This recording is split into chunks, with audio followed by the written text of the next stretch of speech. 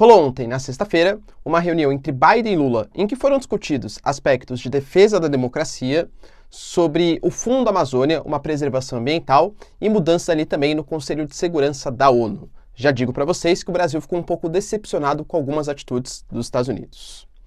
PKK, Movimento Liderança dos Curdos, faz um acordo de paz, pelo menos provisório ali, com a Turquia nesse momento difícil, e também notícias sobre um outro objeto voador que foi derrubado pelos Estados Unidos. Mais um balão chinês? O que está rolando? A Rússia viola o espaço aéreo de Moldávia e também, inicialmente, de Romênia, que nega essas informações, mas já é um ponto muito crítico, inclusive com a renúncia da primeira-ministra da Moldávia, e a China cobra explicações dos Estados Unidos por um suposto atentado contra o Nord Stream. Se vocês querem entender um pouco mais sobre esses assuntos, e muito mais também sobre geografia, geopolítica, atualidades, política, polêmicas, enfim, tudo para você se manter sempre bem atualizado, já se inscreve no canal, deixa seu like, compartilha esse vídeo, que eu, professor Ricardo, conto muito com a sua ajuda. Belezinha? Pessoal, para quem não me segue, hein? @prof_Ricardo Marcílio, me segue lá que é super importante. E claro, se você quiser contribuir para o meu trabalho aqui, eu continuar produzindo conteúdos diários, seja membro ou faça uma contribuição via chave Pix. E se você quiser ter acesso ao melhor curso de Geografia, Geopolítica e Atualidades da internet por um preço extremamente acessível, contato comigo pelo WhatsApp e tal, preço de pré-lançamento, pessoal, menos de 70 centavos por dia, link na descrição. Aulas semanais, resumos mensais, vai lá que vocês vão curtir bastante, tá bom? E qualquer dúvida, entre em contato comigo. Tamo junto? Link na descrição. Cara, vamos lá, ó. O que rolou de importante aí, né?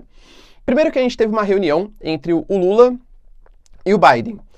Nessa reunião, houve um momento ali que o Lula chegou. Primeiro ele se reuniu com algumas lideranças importantes dos Estados Unidos, tanto do Congresso americano, praticamente todos democratas, claro, né, que são associados a um pensamento mais social-democrata, um pensamento mais de esquerda nos Estados Unidos, pelo menos parte deles, e falou alguns temas ali acerca de direitos trabalhistas, sobre a preservação ambiental, sobre ataque à democracia, todos os temas que o Lula considera sensíveis, pelo menos ali na sua fala, né? Inclusive se reuniu com o Bernie Sanders. Pô, era um tradicional político democrata, nesse momento ele está independente, né? Mas que nas últimas eleições ele até considerou disputar as prévias contra o Biden. Acabou não disputando e o Biden foi eleito como presidente, né?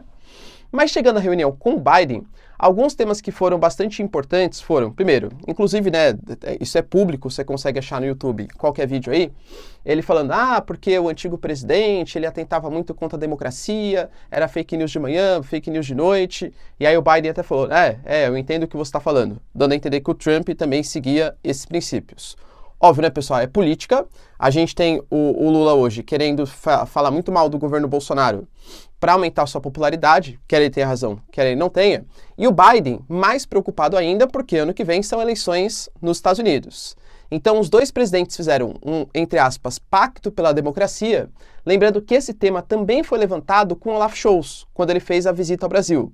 A Alemanha, o Olaf Scholz e o Lula fizeram um pacto pela democracia, assim como o Biden também o fez, né?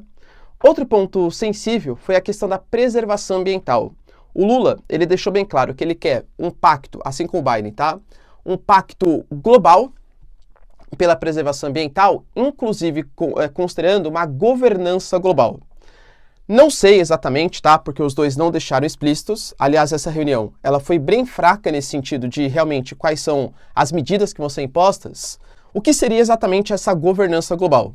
Algum tipo de órgão a mais que seria criado, que teria mais soberania que os países locais? Quem elegeria os representantes desse órgão? Qual seria o poder desse órgão para deliberar punições, intervenções, enfim, em cada um dos países? Pessoal, isso não foi citado, tá?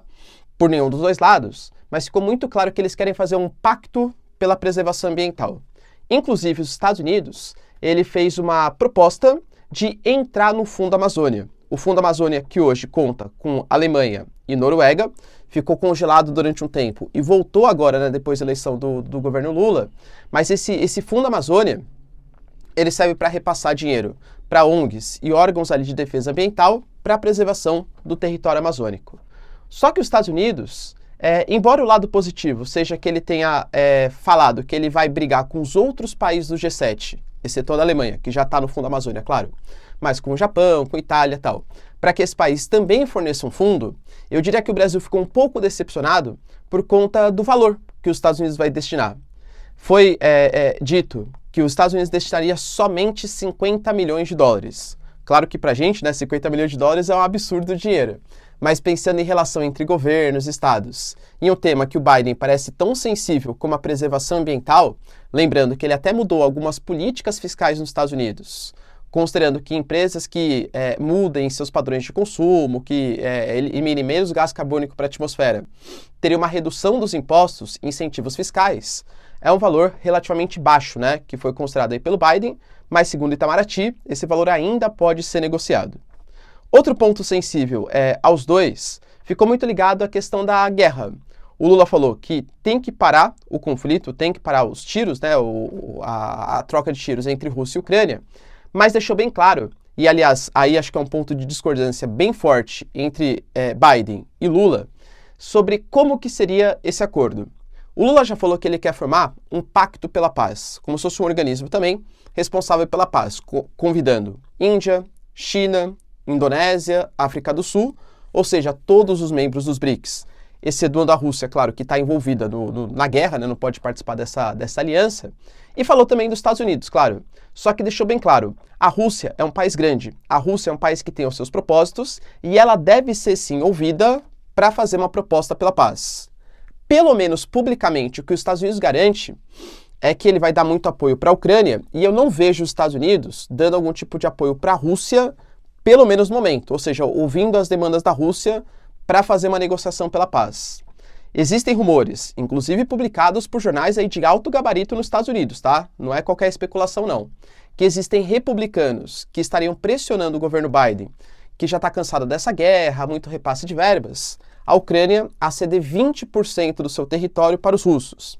Basicamente, penso eu, tá, a região que foi ocupada, que foi invadida pelos russos, desde Donetsk até a região da Crimeia.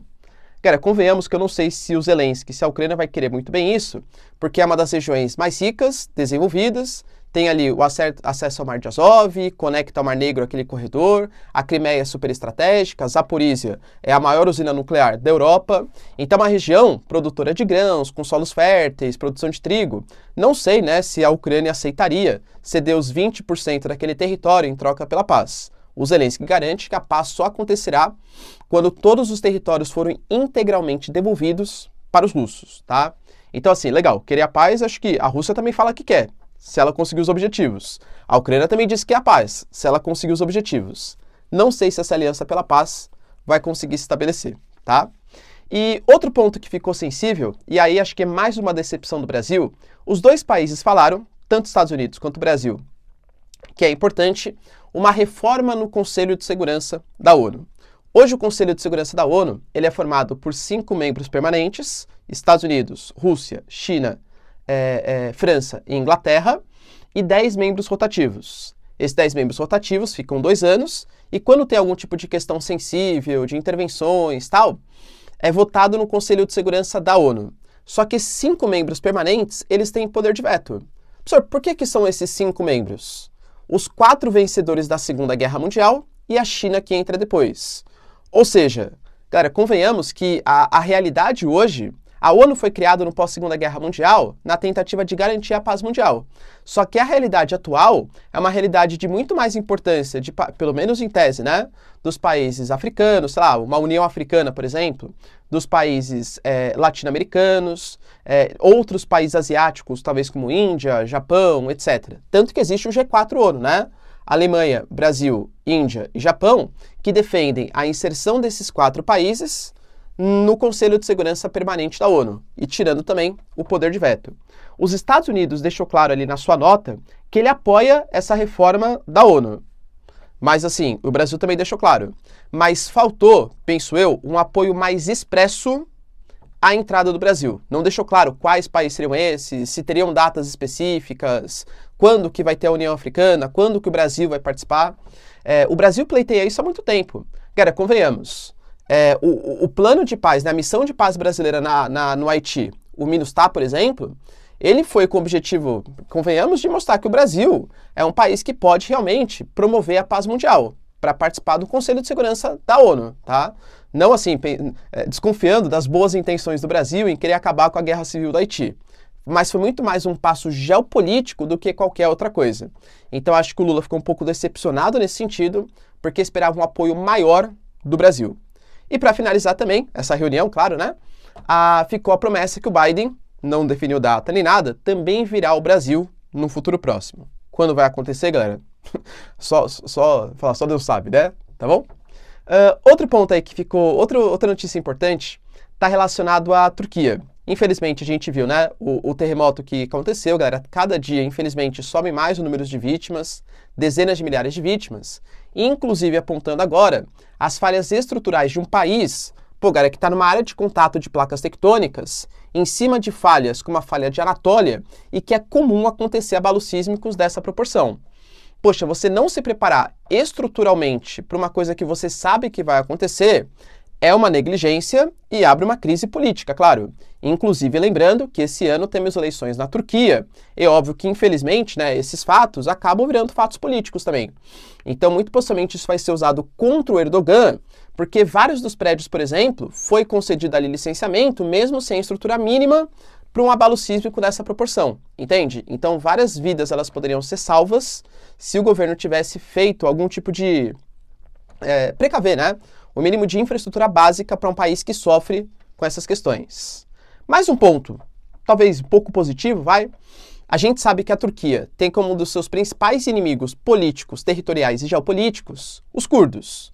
Sob a liderança do PKK, desde 1984, o Partido Trabalhista do Kurdistão, os curdos querem formar o Kurdistão, que pegaria grande parte do território da Turquia, inclusive a região da nascente do rio Tigre e Eufrates, e óbvio que a Turquia não considera ceder esses espaços para os curdos. Tanto que a Turquia faz ataques à Síria, faz ataques a outros territórios, sempre alegando perseguição aos curdos. A questão da Suécia e da Finlândia não entrarem para a OTAN ainda é porque a Turquia alega que eles abrigam os curdos. Então, uma guerra sem, pelo menos, final próximo aí. E os curdos anunciaram que, nesse momento, eles vão parar suas operações, penso eu, tá? O incentivo ao separatismo, alguns protestos, algumas lutas armadas que também, de fato, acontecem, para apoiar o governo de Erdogan. Pensando que, nesse momento, disputas políticas, territoriais, têm que ficar em um segundo plano, já que a Turquia tem vidas ali a serem salvas. Pô, galera, uma paz provisória entre os dois, o governo turco ainda não se pronunciou, tá? O Erdogan não falou se aceita ou não, mas o PKK se mostrou disposto a ajudar o governo do Erdogan a superar esse momento trágico aí da história da Turquia, tá bom? Outro ponto sensível está ligado aos Estados Unidos. Acredita, pessoal, mais um objeto voador entrou nos Estados Unidos, inclusive entrando pelo Alasca, que foi o mesmo caminho que o balão chinês entrou. Os Estados Unidos, inclusive, falou que tinha até antenas de comunicação, tá, no balão chinês, e a China continua repetindo a retórica que não era o balão espião. Se era ou não, vamos aguardar aí, tá? Mas esse balão, aliás, esse objeto voador, porque os Estados Unidos não falou que era um balão, tá? O Kirby não falou que era um balão. Mas esse objeto voador, ele entrou pelo Alasca, que é território americano, e já foi derrubado no nordeste do Alasca, inclusive próximo ali do território do Canadá. Os Estados Unidos não deu maiores informações, mas alega que era um objeto que estava voando numa altitude muito menor, inclusive colocando em risco voos civis, etc., que era um objeto que não tinha capacidade de manobra, como tinha o balão, por exemplo, então era uma coisa que estava meio que ao vento, né, ao Deus dará, vai, e que eles não têm ainda maiores informações. Será que vai virar moda agora? Objetos não identificados, ou identificados no caso do balão, né, entrarem em território americano? Os Estados Unidos, pelo menos por enquanto, disse que não se trata nesse caso, no caso chinês sim, tá? Mas nesse caso de uma questão de espionagem. Uma notícia que deixou muito impactado também foi a questão de um ataque por meio de mísseis de cruzeiros que foram feitos à Ucrânia. Até aí, galera, infelizmente é uma coisa corriqueira no conflito, né? Só que nesse caso, esses mísseis de cruzeiro que foram disparados, segundo o general ucraniano e confirmado pelo Zelensky, eles atravessaram o espaço aéreo da Moldávia e atravessaram o espaço aéreo da Romênia. Palavras do Zelensky, tá? A gente tem que lembrar que o espaço aéreo é uma coisa territorial, é território do país, ou seja, são mísseis que invadiram o território de outros países. A Moldávia tem movimento separatista ali na Transnistria, é um país menorzinho, está querendo se ocidentalizar, entrar para a União Europeia, para a OTAN, mas é uma coisa bastante complicada, não vejo pelo menos em curto prazo, mas a Romênia é um país que já faz parte da OTAN, ou seja, seria um míssil russo atravessando um país que pertence à OTAN. Convocação do artigo 5º, todos têm que defender a Romênia, né? Pois bem, o Ministério das Relações Exteriores da Romênia garantiu que esse míssil, apesar das falas do Zelensky, não atravessou o território romeno. Professor, isso é verdade? Pode ser que a Romênia, vendo que talvez tenha sido erro de cálculo dos russos, tal, não quis comprar uma briga, porque comprar uma briga por atravessar o espaço aéreo significa algum tipo de atitude mais forte da OTAN, e a Romênia está muito próximo do território da Rússia, tá? Então o Ministério da Defesa da Romênia alegou que o míssil não passou por cima do seu território, passou próximo de 35 quilômetros da fronteira, mas não passou sobre a Romênia. Ou seja, é para ficar atento. Agora, da Moldávia, a própria Moldávia confirmou que de fato passou e convocou o embaixador russo para dar explicações. Toda vez que há uma convocação de embaixador, isso mostra uma insatisfação de um país em relação a outro e a busca por explicações, tá? A pressão foi grande, a Moldávia quer explicações da Rússia, mas para vocês terem noção da proporção que isso tomou, a própria primeira-ministra do país, ela renunciou, que é a Gavrilita, tá? A Gavrilita, ela ficou cerca de 1 ano e meio no poder, ela tinha uma popularidade abaixo de 70%, então ela estava sendo bastante contestada, e ela alegou, não falou que foi por culpa do míssil, tá? Mas ela alegou que foram as pressões sentidas muito por conta da guerra da Ucrânia. A Moldávia, a gente não pode esquecer. Dugin, que muita gente considera que é o ideólogo do Putin, eu particularmente discordo dessa visão, tá? Mas o Dugin, ele tem o sonho, inclusive ele fala sobre isso, da união da chamada Grande Rússia, que seria pegar o território russo, a região de Donbás, todo o sul da Ucrânia e anexar junto à Transnistria. A Transnistria é um território que não curtiu, né, entre aspas, o fim da União Soviética e é um território que apoia os russos. A Moldávia sabe desse movimento separatista. Já foi falado no passado, por exemplo, que pode ser que a Moldávia esteja agindo ali, ó, de má fé contra os separatistas russos, que pode estar atacando ali os russófonos, ou seja, será que a Rússia usaria, por exemplo, uma intervenção alegando que a galera da Moldávia está atacando os pró-Rússia ali para fazer uma intervenção territorial e também anexar a Transnistria? Cara, pode ser. Existem teorias que falam sobre isso, tá? E por isso que a pressão é tão grande. Porque a Moldávia sabe que ela pode ser a próxima num eventual conflito, percebe? Então a primeira-ministra, ela renunciou ao seu cargo alegando essa pressão aí pela guerra da Ucrânia. A Moldávia que hoje, embora já tenha um passado mais próximo, né, dos russos, tal, hoje, que nem eu falei, pleiteia a entrada na OTAN, não vai entrar porque tem movimentos separatistas, a Transnistria, isso é proibido pela atual legislação da OTAN, e pleiteia a entrada para a União Europeia. Talvez, nesse sentido, esteja até um pouco mais próximo. Mas um míssil russo, então, atravessou um outro país que não é, né, a Ucrânia, embora o objetivo final tenha sido os ucranianos. E para finalizar aqui o nosso vídeo, a China pediu maiores explicações sobre o atentado ao Nord Stream 1 e Nord Stream 2. Vocês se lembram? A gente gravou vídeo aqui no passado, né, que é mais velho aqui da casa, sobre o gasoduto que conecta a Rússia à Alemanha, Nord Stream 1 e o Nord Stream 2. Tivemos explosões aí no ano passado nesses gasodutos. As investigações rolaram, o mundo ocidental acusou os russos e os russos acusaram o mundo ocidental. Porém, um jornalista americano, inclusive ganhador do prêmio Pulitzer, que é o Seymour Hersh, ele fez uma investigação e garantiu que nadadores, mergulhadores americanos, eles implantaram explosivos no gasoduto que a Noruega explodiu 3 meses depois da implantação dessas bombas. Lembrando, teorias aqui, né? Noruega é uma grande exportadora de gás, então se o gás não vem da Rússia, a Noruega ganha mercado, e os Estados Unidos também é um grande exportador de gás, o GNL, o gás natural liquefeito. Então se a Europa não tem gás, os Estados Unidos vendem um gás muito mais caro para os europeus. Então tem sentido, né, economicamente falando. De novo, não há garantias. Os Estados Unidos, ele garantiu o Pentágono que não tem nada a ver com as explosões que aconteceram ali no gasoduto. Mas o Ministério das Relações Exteriores disse que é um absurdo isso que aconteceu, que a investigação do jornalista é uma investigação séria e que os Estados Unidos deve sim explicações. ou seja, a tensão entre China e Estados Unidos aumenta mais, e é claro que a China hoje tem a Rússia como uma das suas principais parceiras, e vai usar isso como uma questão para ameaçar, amedrontar os americanos, alegando um atentado terror, não posso falar no YouTube, né? O Putin já garantiu que também se trata disso. Beleza, pessoal?